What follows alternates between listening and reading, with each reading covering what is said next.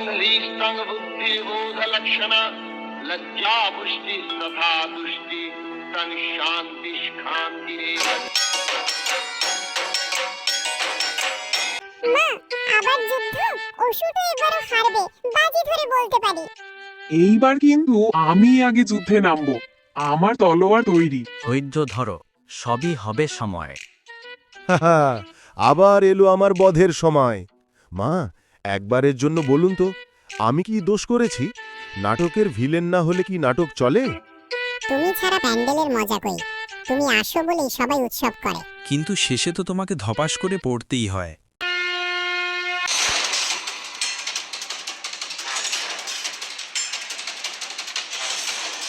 আরে আরে, আমি লড়ছি নাকি কৌতুক শো করছি?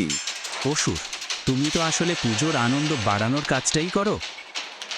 মা, ঠিক আছে, প্রতি বছর আমাকে বলে দিন, আমি মেনে নিলাম।